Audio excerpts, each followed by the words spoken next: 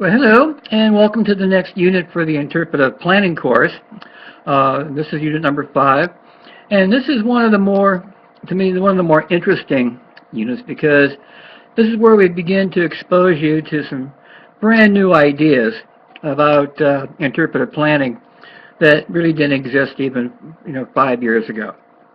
And when we discovered these, we began using them right away. They're part of our courses now when I teach interpretation courses. And they're parts of interpretive plans when I do interpretive planning. And those are a couple of the new concepts. One is mass customization. And it's a pretty good book, Joseph Pine. I recommend that you get it. The other concept is markets of one, again by Pine and Gilmore. And the third one, the experience economy, again by Pine and Gilmore. And these are really cool because while they're really designed for all aspects of heritage tourism, marketing, developing attractions, things like that, they fit perfectly into interpretation. Because what Markets of One says is that there is no one-size-fits-all for interpretation. So if you're designing an interpretive trail, what Markets of One says is that the trail stops you might develop might be good for and of interest to maybe 10% of the audience. Let's say I have a self-guided trail, and it has 10 stops, and it's talking about trees and how they were used. And if you don't like trees, then you're not going to pick up that trail guide because you're not a tree person. So what Markets of One says is, okay, let's have 20 different trail guides for the same trail. Let's have the trail guide on trees. Let's do a trail guide on wildflowers. Let's do a trail guide on historic landscapes when the site was a farm. Let's do one on edible wildflowers. Let's do one on migratory birds. Let's do one on succession. Let's do a trail guide on invasive plants. And let's do the trail guide at an introductory knowledge level, like for school kids.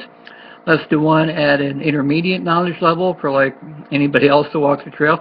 And let's do an advanced trail guide. So if you're an advanced bird watcher or an advanced ecologist or an advanced naturalist and want a little bit more of the science, then we'll do one for you. And then let's do one in French, and let's do that in German, and let's do one in Swahili, and let's do one in Italian.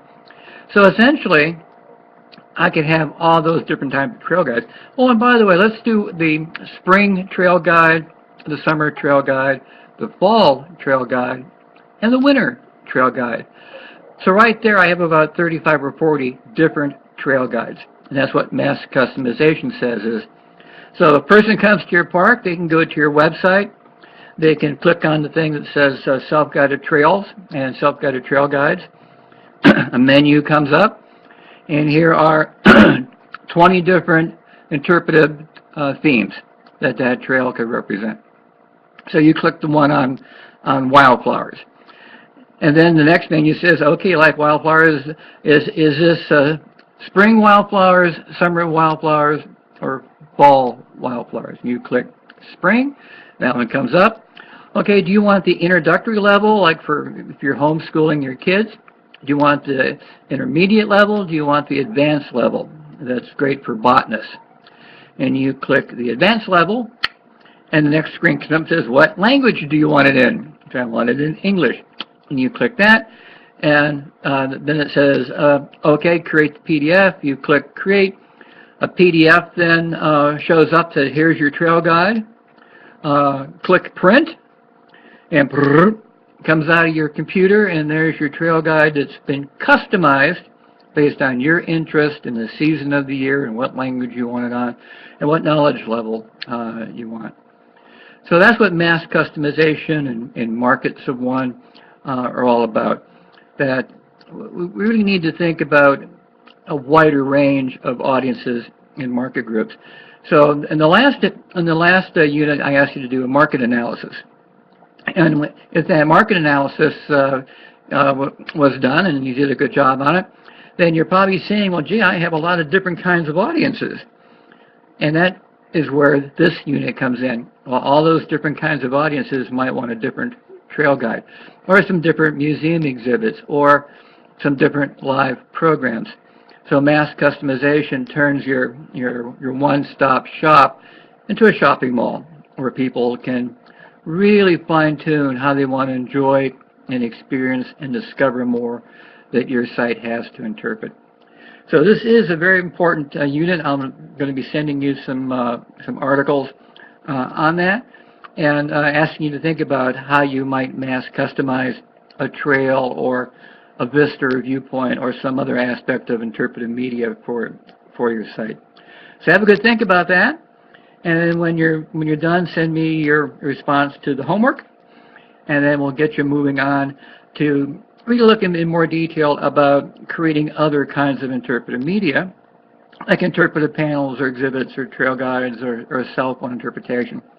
And we're doing all these now because when you get to developing your interpretive planning form and story development form sets for each individual site or attraction or experience in your park or museum or zoo or botanical garden, by that time you have to have a pretty good knowledge of what different media options we could use, what kind of materials might be the best materials, what this media option might cost, and things of that nature. So for the next couple of units after this one, we'll be looking at various kinds of interpretive media that are most commonly used. So we'll be moving you right through this. Again, this is unit number 5, and we'll be talking about mass customization in Markets from One and the experience economy. And if you have any questions at all, you can call me or I can Skype you, and we can chat more about it. So that's it for this one, and I'll see you when we start unit number 6.